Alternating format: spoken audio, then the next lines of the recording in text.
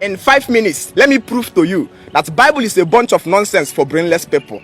Exodus chapter 9 verse 6. The Bible began to speak. It says, in the 5th week, God killed all the livestock of the Egyptians. Mark the word, all their goats, all their cow, all their oxes. And that same God came down to Exodus chapter 14 verse 9 and began to speak. It says, and Pharaoh went after the Israelites when they had fled with 600 chariots, 600 horses and his chariots. Excuse me, sir. God killed all the livestock living in Egypt on the 5th week in Exodus chapter 9 verse 6. And in Exodus chapter 14 verse 9, Pharaoh still have 600 horses to pursue after the Israelites. This is bunch of nonsense for unreasonable human beings. Joshua chapter 10 verse 12 to 13. The Bible began to speak. It says, and Joshua said to the Lord, let the sun stand still over Gibeon, and let the moon over Ashlon. And the sun stood still until the Israelites won their enemies. Excuse me, sir. We all know today that the reason why there is day and night is because the earth is rotating and not the sun. The sun is a stationary body which never moves at all. So if there are to be any miracle consisting in making the day longer, Joshua would have asked the Lord to pause the speed of the earth rotation and not the sun, because the sun never moves for one day. The sun is a stationary body living on its own. Bible is a bunch of nonsense for brainless human. Journey with me again to the book of Proverbs 15 verse 3. The Bible God begin to speak. It says, the eyes of the Lord is in every place, keeping watch on the good on good and evil. That means the Bible God is claiming omniscience, omni-knowest. He sees all the activities that happens on the earth realm. He came down again to Isaiah chapter 46 verse 10. He says, I am God and there is no one like me. Only I can tell you the future before it happens. For everything I plan happens the way I planned it. Isaiah chapter 46 verse 10. This is God claiming all-knowing ability. And that same God came down to Genesis 18 verse 20 and begin to say it. And the Bible says, and God says to Abraham, Genesis 18 verse 20, I've heard a great cry against Sodom and Gomorrah because of their sin, which is too fragrant. I want to go down to confirm if their wickedness is as great as I have heard. If not, I want to know. Excuse me, sir. The omnipotent God want to come down to go to Sodom and Gomorrah to verify if accusation he heard about a nation is true. He cannot dictate that from where he's living in the sky. He has to, and at a certain point, he begins to negotiate with Abraham. He says, if only I can see 50 righteous people in this community, I will no longer destroy them. That means this Bible God lacked the ability to know within his own self whether there are 50 righteous men in that community if he was not verified by Abraham. That same God who told that my eyes is in everywhere, keeping watch on good and evil, in the book of Proverbs 15 verse 3, was the same person who was watching Cain kill his brother Abel. And later he came out to ask Cain. He says, Cain, where is your brother Abel? For the blood of your brother is crying upon my head. That means that Bible God was somewhere watching Cain kill Abel, and he kept that calm. You see, that same Bible God came to Job chapter 1 verse 8 and begin to negotiate with Satan. He says, have you not seen my servant Job? Have you not seen my servant Job, who have been faithful, righteous, and perfect in all his ways? And Satan doubted God. He says, did Job fear you for nothing? Have you not put an edge all around him so that nothing can penetrate him? And the Bible recorded that God gives Satan, he says, told to Satan, he says, go ye and do with Job whatever your soul desire, but don't touch his soul. So God offered Job as a gambling to Satan to go and play with his wealth, peace of mind and life, just to verify, to know if Job will disappoint him.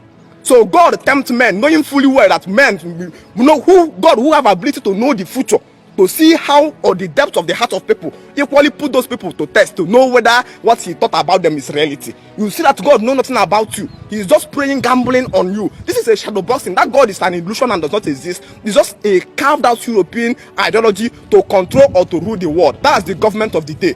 That's why the pastors today are called man of God. Man of God is simply a man of the government.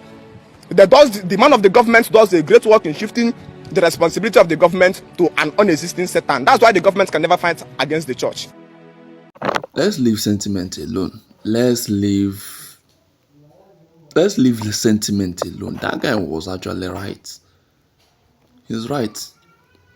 Yeah, he's right. Have you not ever thought of some of these things he said? Have you not ever thought deeper about some of the things that happens in the Bible? Some of the things you were actually told, some of the incidents or some of the narrations that happen in the Bible. Have you not actually thought, see how how how senseless it can be. Okay, let's take this an instance in the Bible. Just like the guy said, God, according to the Bible, God is the omnipotent and omniscience and omnipresent. He knows everything. God sees now, sees tomorrow, sees in the past, sees the future. That means God was also aware. God was also there, seeing when Cain killed his brother Abel. God was there seated, watching Cain kill his brother Abel, and God didn't do anything. You see how senseless I think some people can be, especially people who believed everything written on the Bible. Yeah, because you see, to me, I right from time I've always known that Bible is written by human being, and it's been written to control the world, to control people. So don't think of Holy Spirit. I don't know. Do you think Bible is written by God or by Jesus Christ or by? It's been written by human beings, and the intention behind this book, people call Holy Book. The intention behind the authors writing those books is just to control the world, still a monopoly.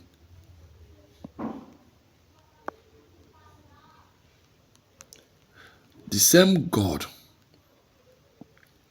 that refuses to forgive Satan is the same God asking you to forgive one another. The same God that says you should forgive one another is the same God that created hellfire for those that refuses to ask him for forgiveness. Sorry, the same God that how should I say it? How should I put it? The same God that said you should forgive one another is the same God that created hellfire for those that disobeyed him. The same God that said when someone sin against you, you should forgive the person. It was the same God that created hellfire for those that disobeyed him. There are so many things. You can see the guy just hit the nail on the neck. On the head. So there are so many things, so many complicated things right there on the Bible. And most time when you talk about these things, they will say, you don't know things of God. You are done. People, religious people, will start talking different things. So we even ask you to go and consult Holy Spirit. What concerns Holy Spirit with me trying to inquire what I read? Teach me what happened here. I don't understand this portion, and you're asking me, Holy Spirit. If it was to be easy, why not allow Holy Spirit to teach you Bible instead of reading the Bible? I still believe in what that guy said. What he said is purely truth, nothing but truth. You see, Bible is written to control human beings, and I believe that's part of the plans of the whites.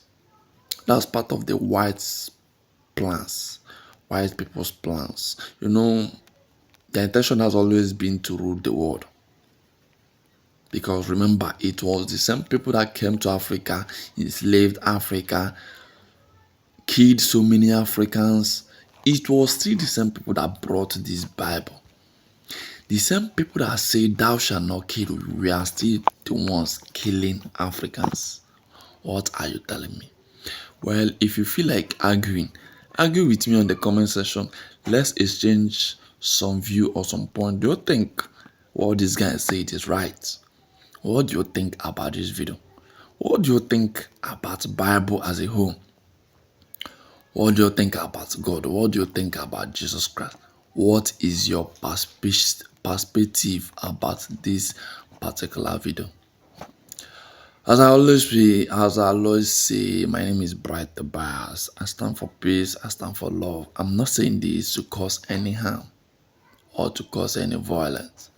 No, I'm saying this to open your brain and to keep you enlightened, so you will know things that has been hidden from you, things you definitely don't know. At this juncture, I think I will be resting. Don't forget to like my video and subscribe. Bye.